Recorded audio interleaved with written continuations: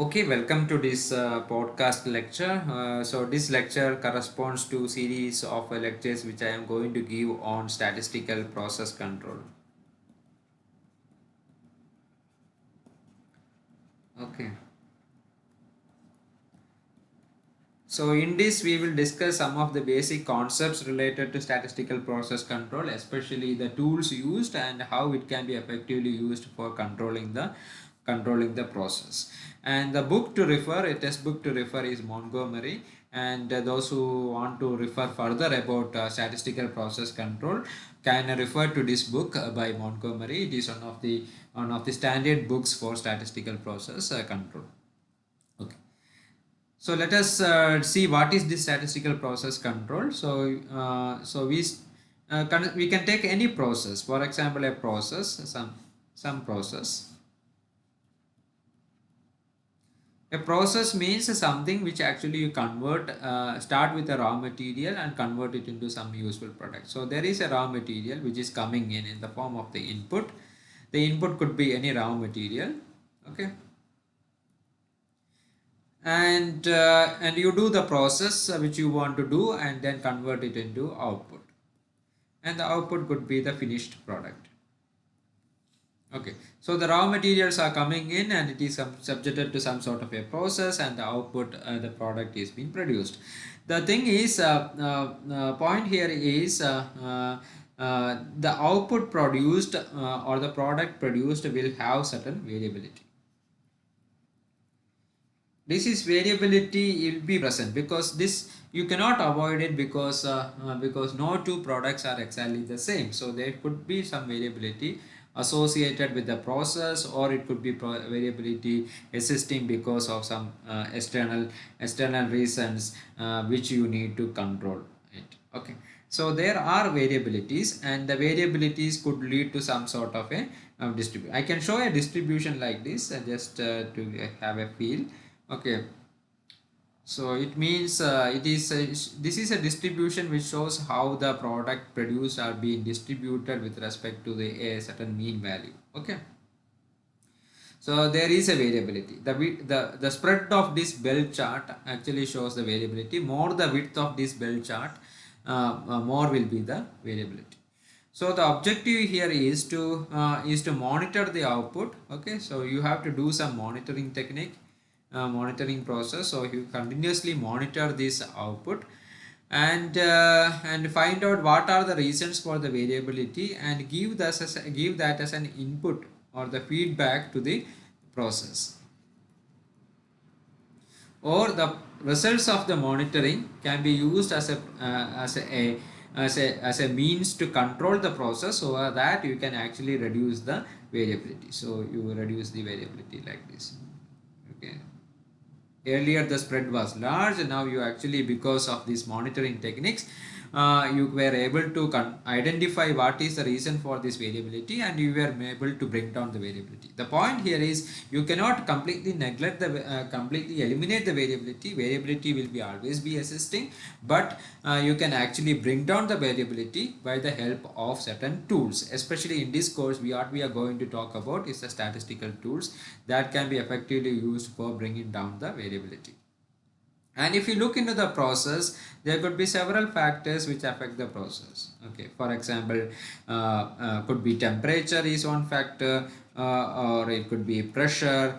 Okay, several other factors depending upon the process.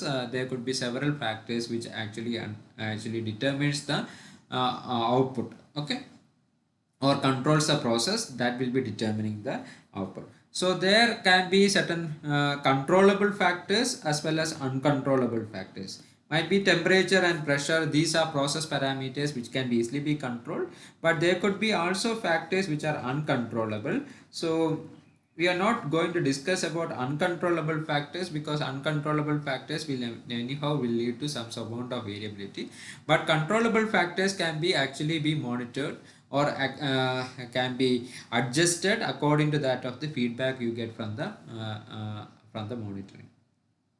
Okay, so this is all about the processing. So processing involves a conversion of input to output, but the output could have certain variability, But to reduce the variability, you can actually use the various statistical tools. When I say statistical tools means you are using statistical techniques, okay, to control the process, right? Statistical techniques. But the statistical techniques becomes very effective once the population size. What is population? Population means the number of products produced. Okay, so when the population size is very large, then the statistical techniques becomes very relevant. For example, if you are producing only one or two products, using statistical tools may not be an effective technique because that will not lead to any significant corrections and so on, and may not be accurate also. The accuracy of using the statistical tools may be very will become more pronounced as the population size increases. Okay, so this is an important thing. Population size is quite important. When a larger population size, statistical tools are becomes more and more effective. And there are several statistical tools can be used, and for example you can use something called as very simple techniques like histograms, right, like a frequency distribution, frequency plots, which can be used, or you can use something like control charts. So this is one area which where we focus on focus in detail. For example, different types of control charts. And you can also use design of experiments, DOE, design of experiments, like factorial method and so on. So this can be also be used effectively to control the process. And you can also use techniques like acceptance sampling. Acceptance sampling means this is a technique which is mainly used for controlling the quality of the raw materials which are incoming.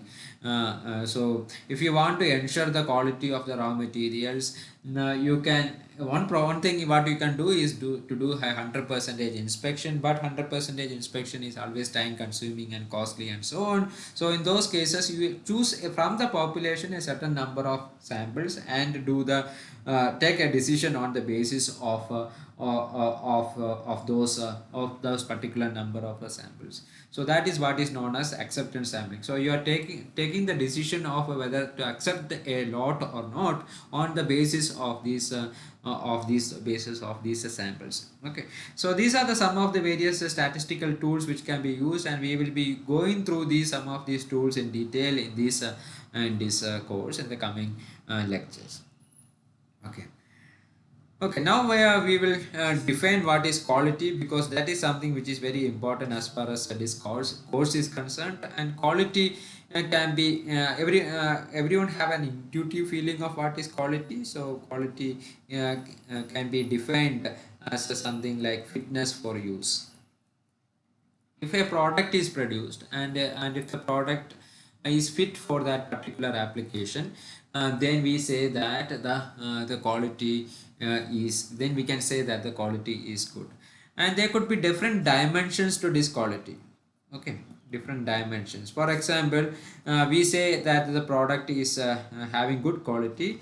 We could say that the product is having a good quality on the basis of its performance. So if it is performing, a particular product is performing better than that of its counterparts, then you can say that the quality of that particular product is good. Or the other means is other dimensions are the reliability. For example, reliability means how often does it fail. Okay, so you don't want to have a product which fails frequently, right? So you want to have a product with a higher reliability. So that is one other dimension. So similar to that, you could also talk about durability. So which means that how long does it work? Okay. You want a product which is highly durable. Okay. So that you do not have to do maintenance activity again and again in a very short duration.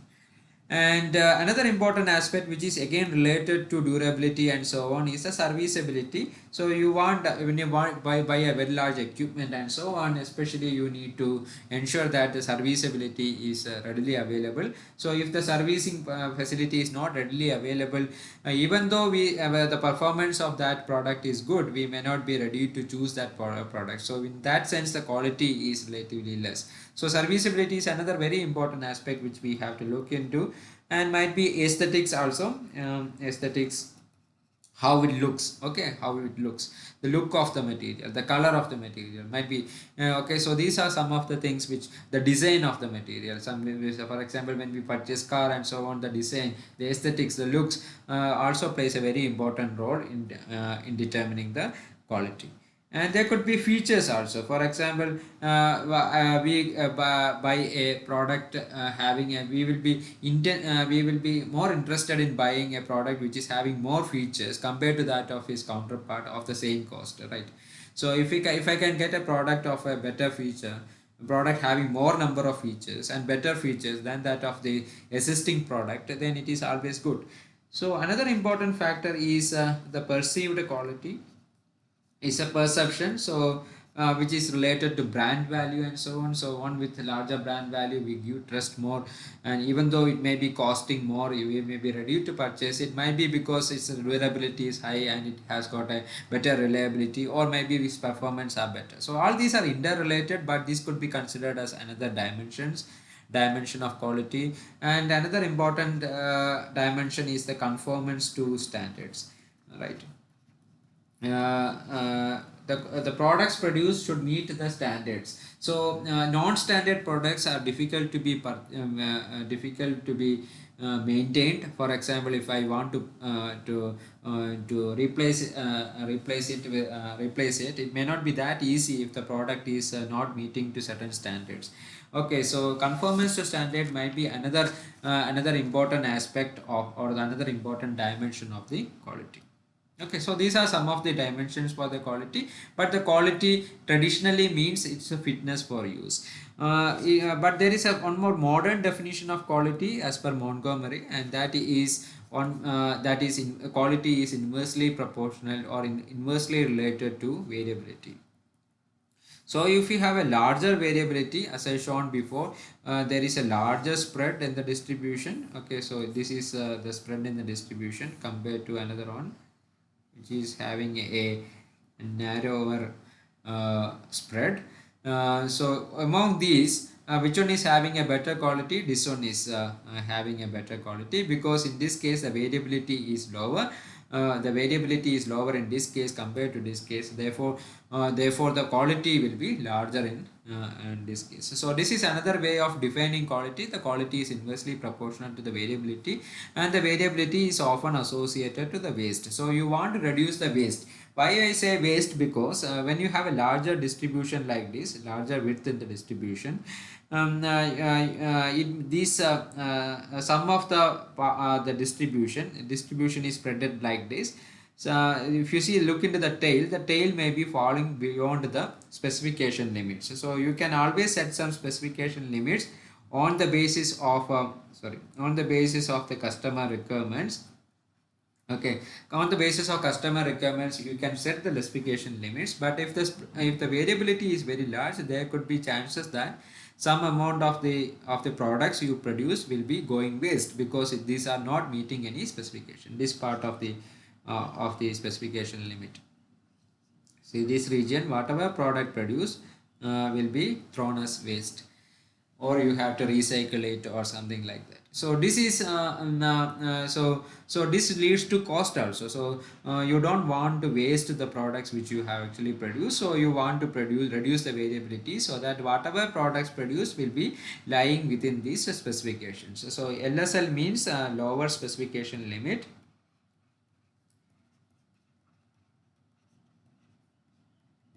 and USL means the upper specification limit. And we set these specification limits on the basis of customer requirements.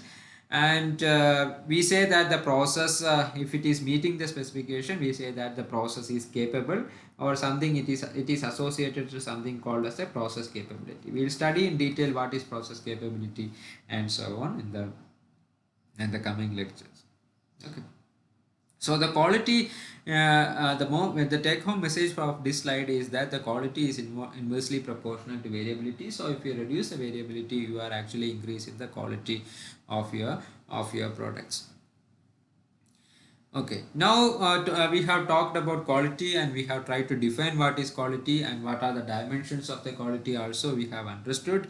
And now what we have to see is what are quality characteristics. What do you mean by quality characteristics? Quality characteristics means these are the means by which you actually measure the quality. Some way you have to actually measure the quality, right? Then only you can talk about quality. And so these are the means by which you measure the by which we measure the quality. So what are those means? One is by doing a physical measurement. For example, you measure the length or the width or the height or weight or something like that. So you do some physical measurement using an instrument and come out with certain value. For example, 15 centimeter, 152.5 centimeter and so on. You can take decimal values also. Okay. So this is what is known as a physical characteristic, something which you measure with the help of an instrument and with the help of a scale, and you can note down the values, and the values could be fractional values also. It can be any value, any number, and we will see in detail what is the significance of these type of physical measurements. And then you can also do quality measurement by doing some sensory calculations. For example, you do some taste a product. If you want to test the quality of a food, normally what you do is you taste it and see that the taste is good or not. Or you can actually see the quality by looking into the color, or it could be the smell or odor or something like that. Okay, so these are known as a sensory characteristics. These may not be quantitative like in the previous case. These are qualitative characteristics, because you are not actually measuring you cannot measure what is odor directly. These are just sensory perceptions based quality. Okay, so these are more qualitative in nature. You can have quality characteristics measured in terms of time also. For example, durability. We have talked about this in the dimensions. Durability might be serviceability, might be reliability. Okay, so these are time based quality characteristics. What is the durability of 5 months, 5 years and so on. Okay, so that is something which is associated. See, this is again a quantitative. So if you see this and this one are quantitative, involves quantitative measurements, whereas a sensory characteristic is something more a qualitative measurement. Okay, so this is very important. So the measurement of the quality can be either quantitative. Okay, so the measurements, if you make a measurement of the quality, the measurements can be either quantitative, okay, or qualitative. Okay, quantitative means you are actually measuring the value. For example, as I told, the weight of a person or something like that, or weight of the instrument or the weight of the product you produce and so on. So these have definite values. For example, 150 kilogram, or it could take something like a value of 150.5. I am writing deliberately decimal value because this could take any number value, any possible. But qualitative is more from a sensory perception. Or you can also talk about qualitative measurements. For example, if your product is conforming or not conforming to the specification. For example, I produce a product. Okay, some product is produced and I need to check whether the product is having good quality or not. So for example, I have casted and done some casting process, okay, and produce a product like this, and I need to check whether the product is a sound means it is not having any defects. So what I do is that I do some non-destructive testing and some sort of a qualitative, in some sort of a qualitative sense, and see that whether the product is having meeting the specifications or not. It is not having significant number of defects, or the amount of defects in this Castrol product is relatively less. So we say that the product has conformed to the specification. Otherwise, if the product is having significantly large amount of defects, we say that the product is not conforming to the specification. So on the just by doing some sort of a qualitative measurement, we are taking the decision. So that is what is meant by a qualitative sense. And otherwise, you can do a quantitative measurement and also make a decision whether the product is having good quality or not by having a quantity. Quantitative is always better when compared to that of the qualitative, but the quantitative have got certain disadvantages because it is more time consuming, it is more costly and so on to do individual measurements of all the samples. So many cases people go ahead with qualitative measurements. But importantly, from statistical process control point of view, there could be different distributions. For example, qualitative cases, the distributions are mostly continuous distributions. Continuous distributions, like in the case of like this one. Okay, it's like a continuous distribution. Now, so these an example for this is something called as the normal distribution. We spent quite a lot. We are going to spend quite a long time discussing about normal distributions. Okay, this is a very important aspect of this course. And qualitatively, the distributions could be discrete because I will talk about the products, number of products which are actually conforming to the specific, or number of defects. For example, one defect, two defects, number of defects. Okay, a number of products which are conforming to the specification, 1 2 3 etc. These are integer values. You cannot take fractional values here. We cannot have something like a 1.5 defect product, right? So that is somewhat meaningless. So in those cases the distributions are discrete. Okay, so here it is take any value between 150 and 151, for example. But here you could have only take value 1 and after that 2 3. There cannot be anything like on 0.5 to 0.3 or something like that. So this is what is known as discrete. Okay, discrete variables, and the distribution corresponding to that is a discrete distribution. An example for that is might be a Poisson distribution or a binomial distribution and so on.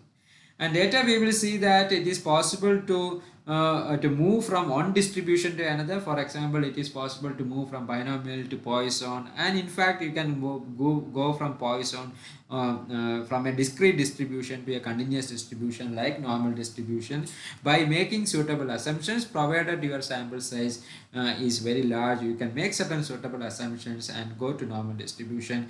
And in many cases the normal distribution will work irrespective of whether your variable is a continuous variable or a discrete variable. And so that is the power of normal distribution, and we will see it how it works. Okay, so that is all about the measurements of the quality. So we need to measure the quality also to have so as to discuss about this quality. So this measurement is also very important aspect of this course.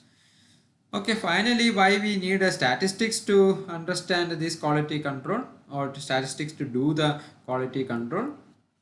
Why? Because we are dealing here with a large number of products. Usually in an industry, large number of products are produced. So when you do with large number of products, it is always useful to use statistical tools. Statistics works for large products, like large numbers. And also it is very useful because we know that no two products are exactly identical. No two products are identical, are exactly identical. There will be some sort of variability. The variability is present in the system. Variability is always present in the system, and the variability can be of two types. Okay, two factors can be contributing to the variability. One could be the common causes, which we do not have any control. Okay, the system will have some variability which you cannot have any control, and those are known as inherent inherent properties or the inherent properties that lead to this variability, and where you cannot have any control. So I will write this as no control. But there are certain variabilities which could be because of the special causes, or because which you can actually control, which are not inherent in the system. Okay, but it could be due to some external reasons which you can always control. Okay, okay, so that is very important. So the objective here is to not to bring down the variability to zero. Variability, reducing the variability to zero is rather impossible, but the objective here is to identify these special causes. Okay, identify what are those special causes which are leading to this variability, and you try to bring down or eliminate the special causes so that you can reduce the variability, and the variability is will be then due to these inherent or the common causes. So the objective here is to reduce the variability due to variability and the variability due to special causes. Okay, identify the special causes. Once you identify the special causes, you can actually eliminate those special causes by taking certain corrective actions, and that way you can actually bring down the variability. And for this, what we use to identify the special causes, you use the statistical tools. And why we can use statistical tools? Because we are dealing with large samples, large number of samples, so it is always effective to use statistical tools. Statistical tools can be used for identifying these special causes, and then you can incorporate it back to the system, and thereby you can bring down the variability and improve the quality. Okay, let us stop here, and we will discuss further about this statistical process control in the coming lecture. Thank you.